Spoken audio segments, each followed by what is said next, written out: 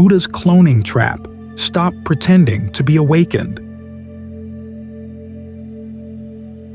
I know a lot of people who complain that they can't get their heads around what it would be like to be awakened, what Nibbāna is like. But we have to remember that that's not the duty with regard to Nibbāna. We're not here to get our heads around it. We're here to realize it. The word for realizing, in Pali, sachikaroti, basically means to verify, to witness. In other words, our goal here is to have a direct experience. We do that by following the path. Now, the right view that begins the path is informed by reading and listening. There'd be no point in having Dhamma talks like this if that weren't the case. Then there's the discernment that comes from thinking things through, and then the discernment that comes from developing. A lot of times, our problem is we want to think things through beforehand in the hope that the more we analyze the issue, the more we read and think about things, then the more we'll have a good idea of what it's like to be awakened.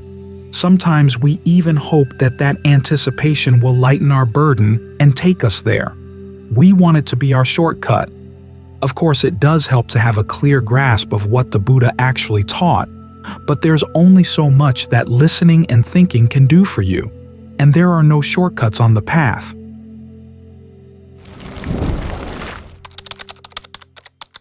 Getting your head around the goal. Right view has to be made truly right by developing the qualities of the path. The temptation when you anticipate is to think, well, maybe I could clone awakening.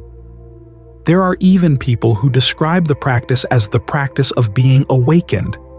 In other words, you think about what the qualities of an awakened person would be, and you try to find or reproduce them in your mind. But that's actually the practice of pretending to be awakened, because those qualities don't come about simply through thinking about them or perceiving ideas about them and trying to impose those perceptions on the mind, or to say, well, awakened beings have gone beyond duality, so I'll just go beyond duality myself. That's just playing with the concepts. You have to put the mind through its exercises because realizing awakening requires that the mind develop strength in its powers of perception, its powers of attention, its powers of reflection. They're going to be sharp enough and strong enough only if you put them to work in developing the factors of the path. This is what we're doing right now. We're developing mindfulness. We're developing concentration. Instead of focusing on our ideas of awakening, we're focusing on the actual sensation of the breath. Instead of trying to figure out the goal, we keep coming back to the breath, exploring and figuring out what we've got here. It's through these exercises of mindfulness and concentration that the mind's powers of perception can grow. When the mind is more still, it can see subtler things. It develops a more refined sense of what kind of pleasure can be experienced in the present moment. It also becomes sensitive to more refined levels of stress, dis-ease, or disturbance in the mind. It's when you can see those things that you're more likely to be able to see things that are deeper still inside. So, we focus on following the path. We don't try to turn the path into the goal. That would be like wanting to go to the Grand Canyon when you've heard that the Grand Canyon is like a big trench in the earth, and you dig a big trench across your path. Your own personal Grand Canyon. That makes it impossible to go any further. You just get stuck in the trench. You don't have to anticipate what awakening is going to be like in order to find it. Right anticipation is not one of the factors of the path. Instead, the Buddha says, try to focus on comprehending your suffering. Again, it may seem like a diversion or a distraction. But if you exercise your mind through developing powers of concentration and mindfulness, and then turn them on, understanding how it is that the mind creates suffering for itself, suffering around physical pain, suffering around mental pain, you can see a lot of the levels of fabrication going on in the mind. There's a book someone once did of Ajahn Chah's Dhamma talks, and the translation was full of distortions. One of them was when Ajahn Chah was talking about how, as you sit down here and your mind gets still, it's like a still forest pool. The translators add that all sorts of wonderful and rare creatures will come to drink in the pool, and you as a meditator get to gaze at them in wonder and amazement. Well, the pool is actually your focus on stress and pain, and those wonderful and rare creatures are actually all your neurotic reactions around pain, all your unskillful attitudes. You come to see a lot of things in the mind that usually go under the radar.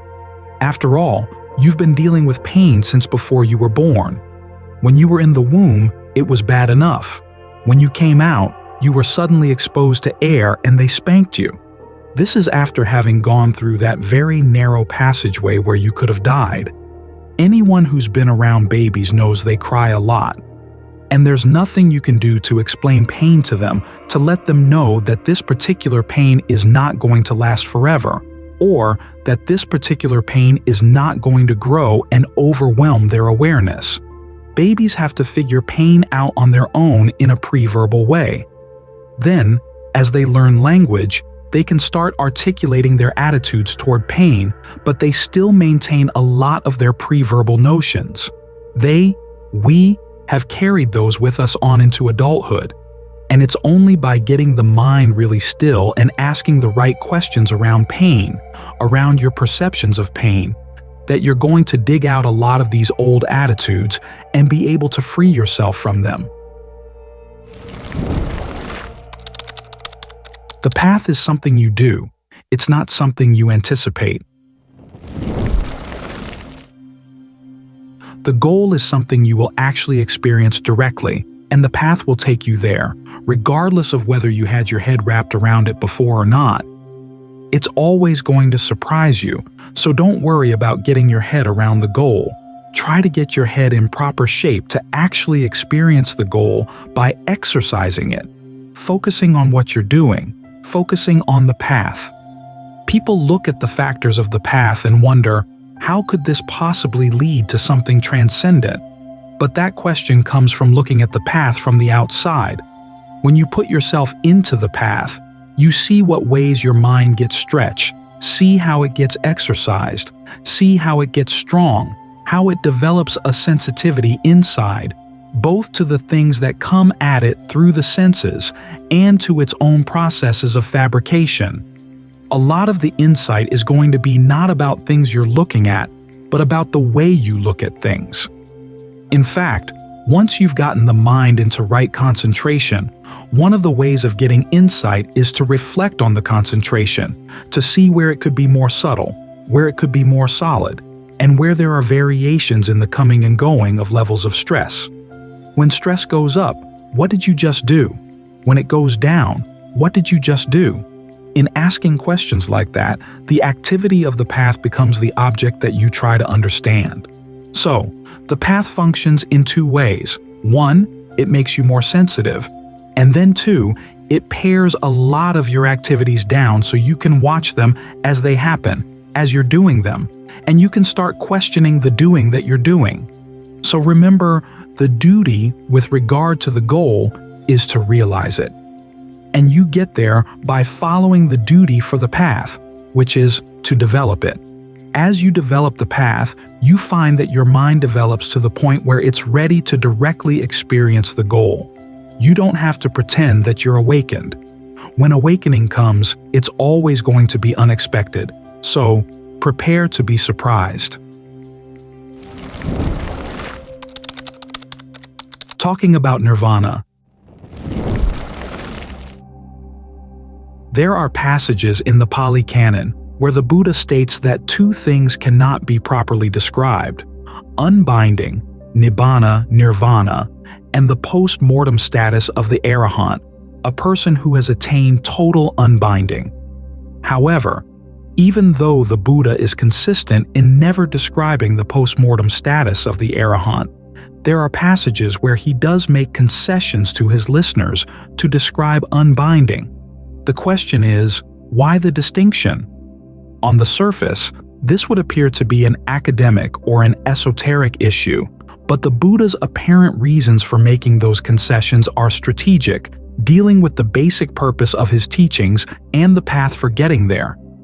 For this reason alone, they're worth looking into. And as it happens, there's a long history of people who, missing the distinction between the Buddha's two different approaches to these closely related topics, have arrived at some serious misinterpretations of the goal of the practice. For instance, Nagarjuna, in chapter 25 of his Mula Madhyamaka Karika, MMK, presents this argument for claiming that there is nothing to distinguish samsara from nirvana. 17. It is not assumed that the Blessed One exists after death. It is not assumed that he doesn't exist, both or neither. 18. It is not assumed that the Blessed One currently exists. It is not assumed that he doesn't exist, both or neither. 19.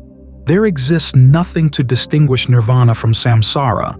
There exists nothing to distinguish samsara from nirvana. The statements in verses 17 and 18 seem to be drawn from SN 2285-86, or versions of those suttiyas in other early canons, in which the Buddha argues that because the Blessed One can't be defined even in this lifetime, currently, he can't be described as existing, not existing, both, or neither, after death. Now, because the MMK is a shorthand summary of arguments, we don't know the full details of how Nagarjuna would have fleshed out the logical leap from the statements in verses 17 and 18 to the statement in verse 19. Still, it's obvious that his argument would have required conflating two things: the Buddha's treatment of the status of the Arahant in verses 17 and 18 on the one hand, and the status of Nibbāna in verse 19 on the other. From this conflation, many practical problems arise, the foremost being that if there's nothing to distinguish Nibbāna from samsara, how is a meditator to know whether he or she has attained Nibbāna?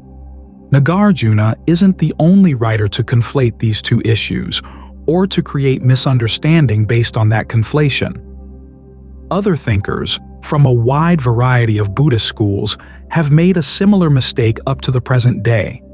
For instance, I have read several modern Theravadins say that given the Buddha's warnings against perceiving the Arahant as existing eternally, we should be careful not to see Nibbāna as an unchanging state, even though that's one of the ways the Buddha himself describes it.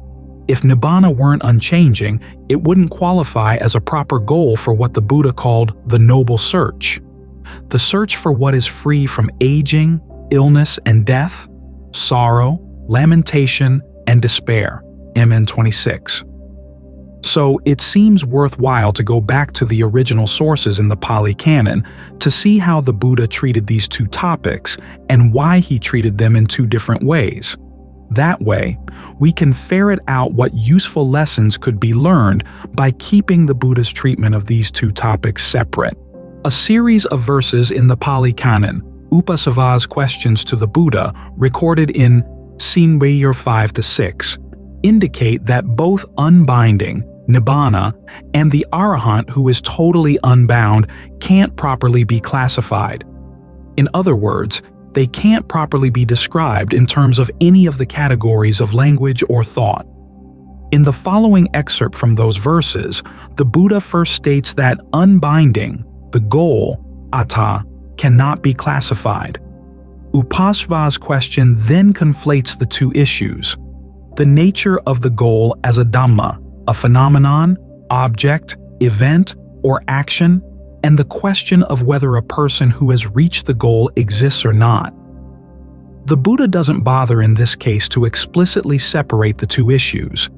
He simply notes that Arahants have no criterion, pamana, limit, measure, by which anyone could say that they exist or not. Then he explains why. Unbinding is actually not a Dhamma. It is the doing away with all Dhammas, so there is no means by which either the Arahant or unbinding could properly be identified or described. The Buddha, as a flame overthrown by the force of the wind, goes to a goal, atta, that cannot be classified, so the sage freed from the name body goes to a goal that cannot be classified, upasiva, one who has reached the goal, Does he not exist? Or is he for eternity? Free from dis-ease? Please, sage, declare this to me, as this Dhamma has been known by you. The Buddha, one who has reached the goal, has no criterion by which anyone would say that, for him the criterion doesn't exist. When all Dhammas are done away with, all means of speaking are done away with as well. SN 5.6. When we look elsewhere in the canon, we find other passages that convey a similar message about the indescribability both of unbinding and of the arahant. They also indicate that the desire to impose a description either on unbinding or on the existence of an arahant comes from patterns of thinking that have to be abandoned if you are to attain unbinding. For example, here's a fragment from a dialogue on the non-objectified, apapanka, a synonym for unbinding. Vena, maha kotita. Being asked if, with the remainderless fading and cessation of the 6 contact media, there is anything else, you say, "Don't say that, my friend." Being asked if there is not anything else, there both is and is not anything else. There neither is nor is not anything else, you say, "Don't say that, my friend." Now, how is the meaning of your words to be understood? Then, Sariputta, the statement, with the remainderless fading and cessation of the 6 contact media, is it the case that there is anything else? Objectifies the non-objectified. The statement, is it the case that there is not anything else? Is it the case that there both is and is not anything else? Is it the case that there neither is nor is not anything else? Objectifies the non-objectified. However far the 6 contact media go, that is how far objectification goes. However far objectification goes, that is how far the 6 contact media go. With the remainderless fading and cessation of the 6 contact media, there comes to be the cessation of objectification, the stilling of objectification. And 4173. Objectification is a type of thought based on perceptions and classifications derived from the assumption, I am the thinker. SN 414. This type of thinking, the Buddha states in many places, leads to conflict and, if clung to, gets in the way of unbinding. So what Vajrayana Sariputta is saying here is that the desire to classify and describe unbinding comes from a type of thinking that has to be abandoned for the sake of attaining the goal. Reasons for refusing to describe the arahant after death. There are other similar reasons for refusing to describe the arahant after death. A recurring theme in the canon concerns the Buddha's refusal to take a stand on the question of whether the arahant, after death, could be described as existing, not existing, both, or neither. DN 9, MN 63, SN 44. In the following passage, Vendwar, Sariputta explains that one of the reasons for the Buddha's refusal is that the questions themselves come from a wrong kind of thinking. Then, Sariputta, for one whose passion for form has not been removed, whose desire, affection, thirst, fever, craving for form has not been removed, there occurs the thought, the Tathagata exists after death, or the Tathagata does not exist after death, or the Tathagata both exists and does not exist after death, or the Tathagata neither exists nor does not exist after death. Similarly with the other aggregates, feeling, perception, fabrications, and consciousness. But for one whose passion for form has been removed, whose desire, affection, thirst, fever, craving for form has been removed, the thought, the Tathagata exists after death, or the Tathagata does not exist after death, or the Tathagata both exists and does not exist after death, or the Tathagata neither exists nor does not exist after death, doesn't occur. Similarly with the other aggregates, SN 44-3, Other suttas give similar reasons for the Buddha's consistent refusal to take a stand on this issue. SN 44.4, for instance, states that the questions of the arahant's existence, etc., occur only to those who don't know and see the aggregates as they have come to be. SN 44.6, that the questions occur only to those with love for the aggregates, becoming, clinging, and craving. SN 44.8, that they occur to those who assume about any of the aggregates that this is me, this is myself, this is what I am. So the questions in both cases, the question seeking a description of unbinding and the question seeking a description of the status of the arahant, try to apply classifications of thought that don't properly apply in either case. At the same time, they come from states of mind that cause suffering and, if clung to, would get in the way of reaching unbinding. So there are both formal reasons, related to definitions and ways of reasoning, and strategic reasons for refusing to answer these questions. But when we look at other passages in the canon, we find that its strategies in treating these two topics, unbinding and the status of the arahant, diverge. On the one hand, the Buddha and his arahant disciples consistently refuse to describe the status of the arahant after death. In fact, this refusal is so insistent that in SN 2286, the Buddha points out that the arahant can't be properly defined even when alive.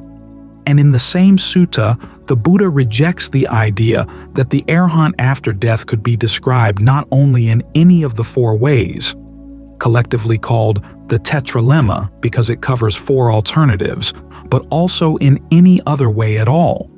On the other hand, though, there are times when the Buddha and his arahant disciples do give descriptions of unbinding. Ud 8.1 and Ud 8.2 state unequivocally that unbinding exists. Ud 8.1 also describes it as a dimension or sphere, ayatana. Other passages describe it as a state, pada, iti, 43-44, dhp 228, thana, SN 6.1, and as a property or element, dhatu, iti, 44, Ud 5.5, and 8.19. It has been argued that, in the context of the philosophical language of the Buddha's time, the verb for exists, used in Ud 8.1 and Ud 8.2, ati, never denotes ordinary existence. Instead, it always denotes permanent existence. But that's not the case. In DN1, it's used in theories that posit a self that perishes at death. In SN 2294, the Buddha himself uses it when stating that aggregates that are inconstant, stressful, and subject to change do exist. But even though the verb doesn't necessarily imply permanent existence, many of the epithets that the Buddha applies to unbinding do state clearly that it is not subject to change. Ud 810 and DHP 228 call it unwavering, akala. ET 43 and SN 43 call it duva, an adjective that can mean firm, constant, permanent, and lasting. SN 43 and Ud 8.2 call it unfabricated, and AN 348 states that the unfabricated characteristics of the unfabricated are that no arising is discernible, no passing away is discernible, no alteration while staying is discernible. MN 29 and MN 30 call it unprovoked, akupa, a term with a technical meaning in the Buddha's time, related to the theory of dhatu, or element. The theory described physical and mental events as the result of the provocation of an underlying property. When the provocation ended, the event would end as well. To say that the release of unbinding is unprovoked, then, would mean that because it was not the result of a provocation, there would be no reason for it to end. UD 8.1 goes into even greater detail about the unchanging nature of unbinding. And there, I say, there is neither coming, nor going, nor staying, neither passing away nor arising, unestablished, unevolving, without support. This lack of the activities that define time, coming, going, staying, is echoed in Ud 814, a passage repeated in MN 144 and SN 3587, which states that unbinding also lacks the coordinates that define space. There being no coming or going, there is no passing away or arising. There being no passing away or arising, there is neither a here nor a there nor a between the two. This, just this, is the end of stress. The fact that unbinding lacks any of the features that participate in space and time may explain the fact that even though the canon often makes the point that unbinding is unchanging, it never once describes unbinding as eternal. After all, eternity is a measure of time, and so it would not properly apply to anything outside of space and time. There are, however, many other terms that the Buddha does use to describe unbinding. SN 43, for instance, contains a long list of synonyms and epithets for unbinding that can be sorted into 4 categories, those denoting 1. Lack of change, unaging, undecaying, deathless. 2. Bliss, safety, and peace, bliss, island, harbor, shelter, refuge. 3. Freedom, unbinding, release, attachment-free. And 4. Excellence and transcendence, non-objectification, the amazing, the astounding, the exquisite, the ultimate, the beyond. Some of the Buddha's descriptions of unbinding are paradoxical. For instance, ET 90 states that the realization of Nibbāna is the highest of all dhammas, whether fabricated or not. But Sen 5.6 and AN 1058 describe unbinding as the ending or abandoning of all dhammas. These latter passages are seconded by CN 4-6 and CM 410, which state that the arahant has gone beyond not only passion but also dispassion, which ET 90 equates with the realization of unbinding. So apparently, unbinding is experienced as a dhamma when it is first realized, and can even become an object of clinging on its first realization, in which case, awakening remains incomplete. MN 52, AN 936. But if awakening is complete, then once the moment of realization is past, unbinding transcends all dhammas. Another paradox concerns the nature of the happiness of unbinding. DHP 203, seconded by DN9, describes unbinding as the foremost bliss, whereas Ud 110 states that it is beyond both bliss and pain. MN 59 suggests a way of understanding this paradox. It is possible to experience a type of bliss that is not a feeling of bliss. After all, feelings of bliss are like all feelings, inconstant and stressful, whereas the bliss of unbinding does not change. So unbinding is beyond feelings of bliss, but it is characterized as bliss of a different, undefined sort. Yet another paradox concerns how unbinding is known. And 934 states that nothing is felt Vedayita in unbinding, whereas SN 35-117 states that the dimension where the 6 senses and their objects cease is to be experienced, Vedataba. Vedayita and Vedataba are 2 forms of the same verb, Vedeti, which means to feel, experience, know, or understand. Because the duty with regard to the cessation of suffering is to realize or verify it, the proper translations of these terms seems to tend more toward feeling and experiencing than to understanding. But that still leaves us with the paradox. There is nothing felt in unbinding, and yet unbinding itself is to be experienced. SN 1264 contains an image in a simile that helps to clarify the paradox. A sunbeam going through space and not landing, literally not becoming established, on the surface of any object. The sunbeam is bright in and of itself, but it illuminates nothing. In SN 1264, this image is used as a simile for unestablished consciousness, and it is apparently also an image for consciousness without surface, Vijnanam Anidasanam, a term found in MN 49 and DN 11. In both cases, the consciousness is classed as a type of consciousness, but it has no object, not even itself. If it took itself as its object, it would simply be consciousness as an object of concentration, as in the formless absorptions. Because MM49 states that this consciousness is not known through the all, a term for the six senses, CSN 3523, it is not the same thing as consciousness independent co-arising. Because it's not involved in the dimensions of space or time, it would not rank as consciousness in the aggregates. Both MN49 and DN11 state that it is endless and radiant all around. DN11 adds that it is where the four physical properties have no footing, and where name and form are brought to an end. Another indication that this is not simply a reference to consciousness in the formless attainments, which are name attainments.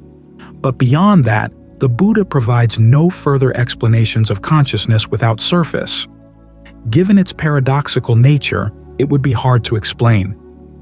It's been argued that consciousness without surface is not an intrinsic part of unbinding, that it's simply the arahant's meditative consciousness of unbinding in this life. But given that this consciousness is independent of the six senses, and that at the death of the arahant, the six senses simply grow cold, Iti 44, then such an event should have no effect on it. At the same time, if unbinding were the ending of all consciousness of every sort, the image of the sunbeam landing nowhere would never have occurred to the Buddha as a useful analogy for unestablished consciousness. Instead, he would have used an image in which the sunbeam, or something else, was annihilated. This suggests that when Ud 8.1 describes unbinding as unestablished and without support, and SN 43 describes it as surfaceless, they are referring to this unestablished, surfaceless consciousness. It's because of this consciousness that when the Buddha in MN 38 proclaims the condition-changing nature of consciousness, he is careful to limit his statement to dependently co-arisen consciousness. In that way, he exempts this unestablished, surfaceless consciousness from the discussion in that discourse. So, this paradoxical awareness, without object or support, is another feature of the goal. These are just a few of the descriptions of unbinding found in the canon. The question is, why did the Buddha refuse to describe the arahant after death, and yet give so many descriptions of unbinding? He himself never says, but a number of answers can be inferred from what the canon itself says about definition and description in general. Those answers fall into two sorts. Formal, i.e., related to definitions and ways of reasoning, and strategic, dealing with the effect of a teaching on his listeners. The formal reasons are quite straightforward. As SN 23.2 indicates, people are defined as beings when they are caught up on desire, passion, delight, or craving for any of the aggregates. Because arahants are not caught up on these things in any way, they are undefined. The nature of the existence of something undefined cannot be described. This is why, when talking about arahants, the Buddha limits himself to saying what they have done, and not what they are. Arahants, whose effluents are ended, who have reached fulfillment, done the task, laid down the burden, attained the true goal, laid to waste the fetter of becoming, and who are released through right gnosis, MN 118. When asked what kind of being he might be, the Buddha refused to say even that he was a human being, and recommended instead that he be described simply with a past participle, awakened, Buddha, in 436. Because arahants are free from the attachments that would define them and make them describable as beings, the Buddha consistently refused to describe the nature of the arahant's existence after death, or even when alive, in any way at all. This formal consideration applying to beings, however, does not apply to states. They are identified not by their attachments, but by their features. And even though the unfabricated in its essence may not be fully describable, it can be differentiated from the fabricated in that it lacks fabricated features. So, even if language is not fully adequate to the task, the unfabricated can at least be described with some legitimacy as being free from X, safe from X, transcending X, or as the ending of X. This means that the Buddha, when making concessions to the objectifying minds of his listeners in describing the features of unbinding as a state, is not stepping outside the boundaries of legitimate ways of speaking. This would not be the only time when he used objectifying language to get his listeners to abandon objectification and to attain an unobjectified goal. See SN 1513 for a particularly vivid way in which he did this. And there are strategic reasons for why he would use this kind of language with regard to unbinding. The first is to motivate his listeners to want to follow the path leading there. That path, the Noble Eightfold Path, is a fabricated Dhamma, ET 90. All Dhammas are rooted in desire, and 1058, and all fabrications are fabricated for the sake of something, SN 2279. People thinking in terms of objectification need a concept of the goal so that they can decide whether it's worth it for me to fabricate the path for the sake of that goal. This is why desire is included in one of the factors of the path, right effort, SN 45-8, and why concentration based on desire is one of the factors leading to the goal of the end of desire, SN 51-15, as explained in Veni. Ananda's image. Brahman, there is the case where a monk develops the base of power endowed with concentration founded on desire and the fabrications of exertion. This Brahman is the path. This is the practice for the abandoning of that desire.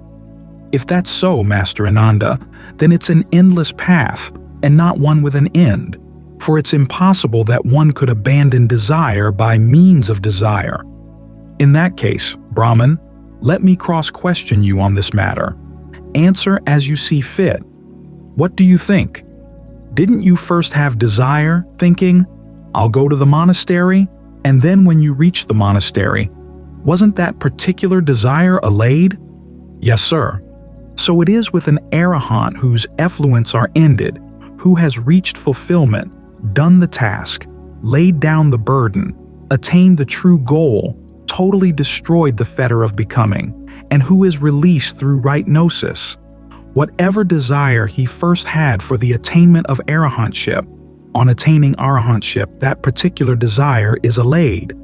So, in describing unbinding as a state of awareness that is unchanging, free, blissful, and excellent, the Buddha is giving his listeners reasons for wanting to follow the path there, to escape the stress and suffering that comes as part and parcel of all things subject to aging, illness, and death. Imna 26.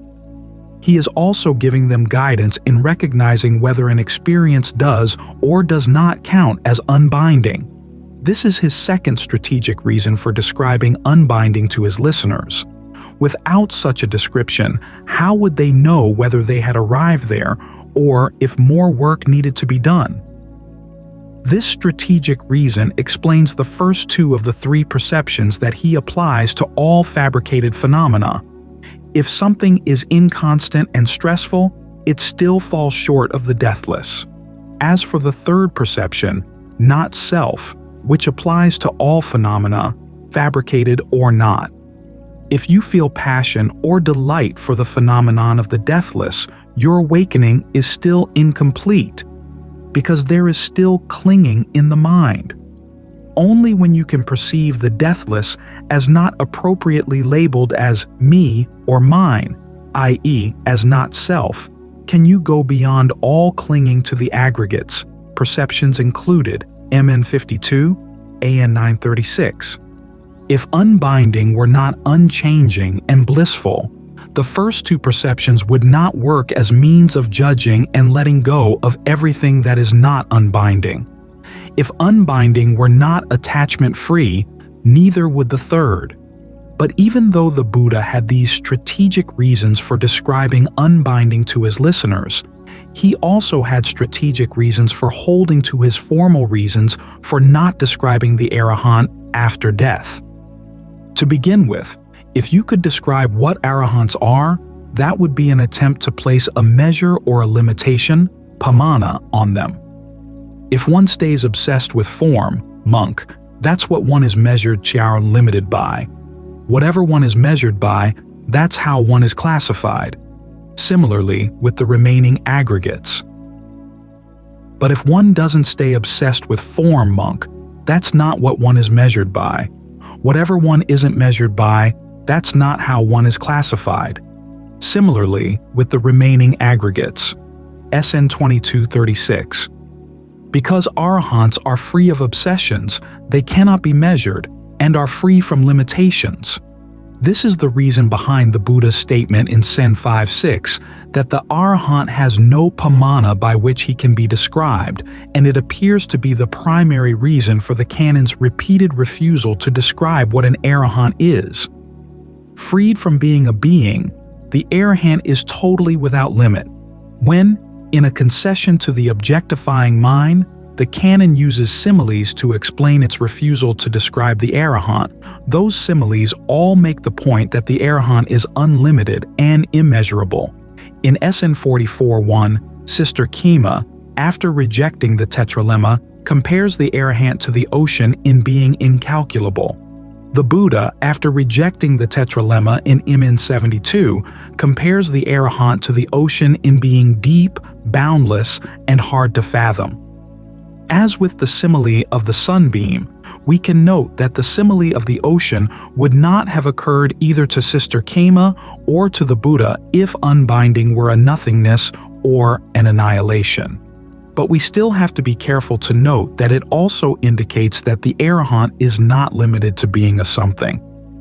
A second strategic reason for not describing the arahant after death centers on the fact that the question of the arahant's existence, non-existence, or both or neither, after death, is a disguised version of the question as to whether there is or is not a self.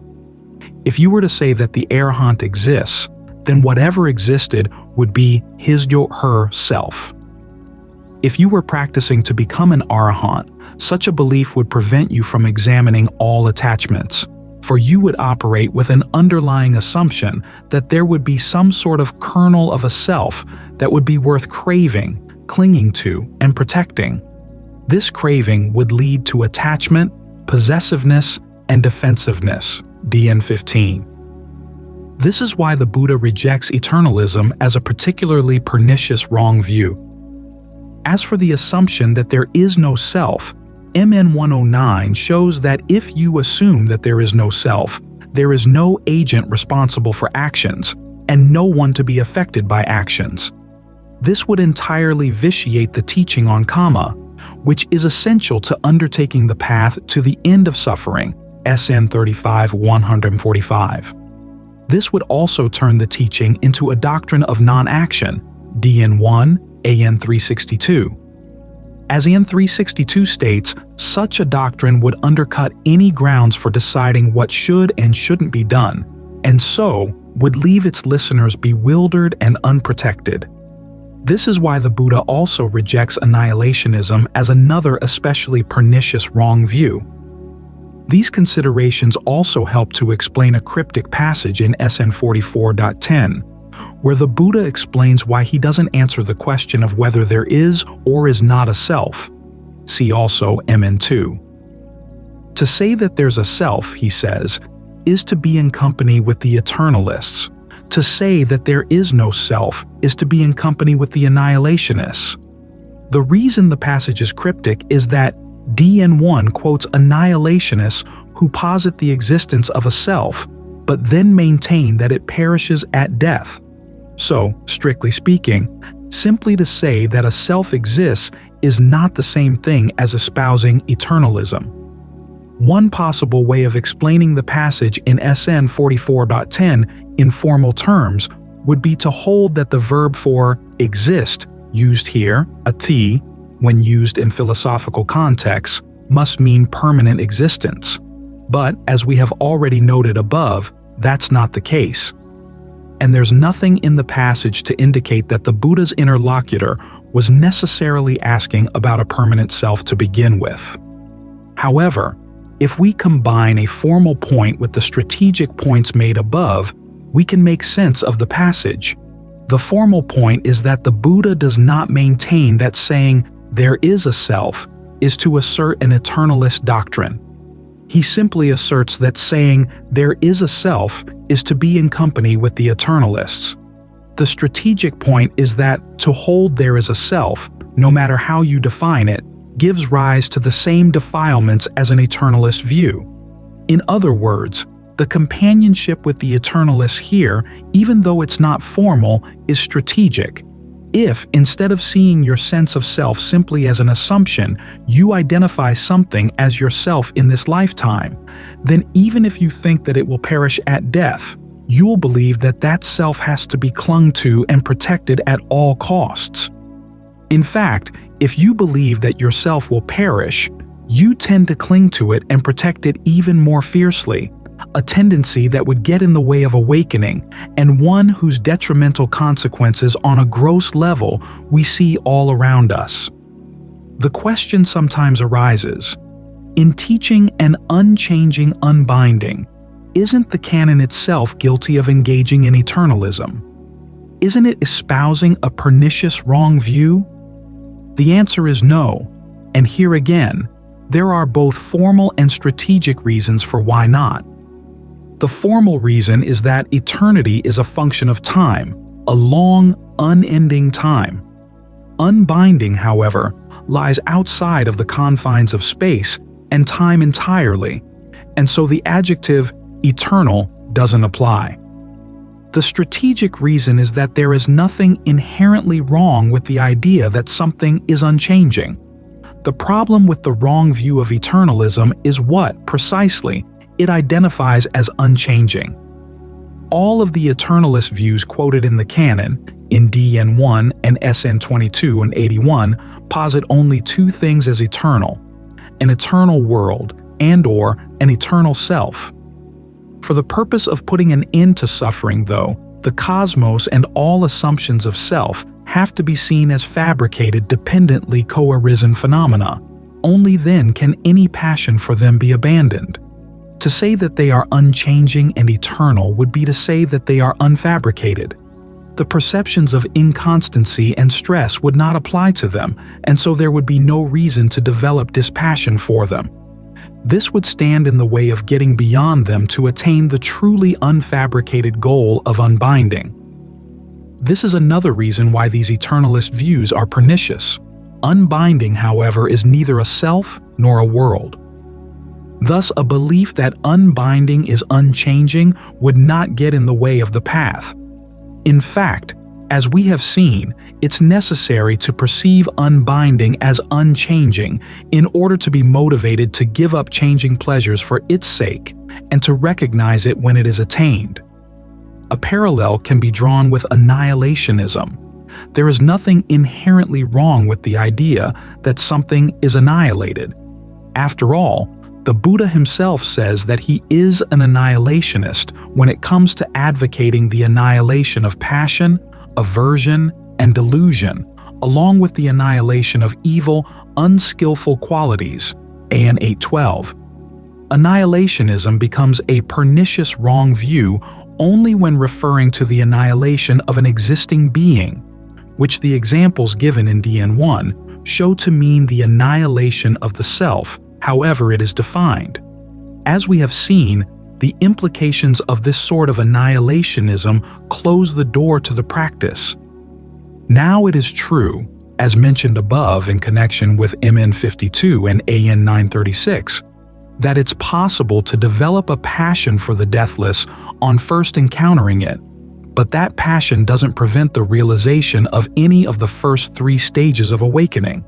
It simply gets in the way of total awakening.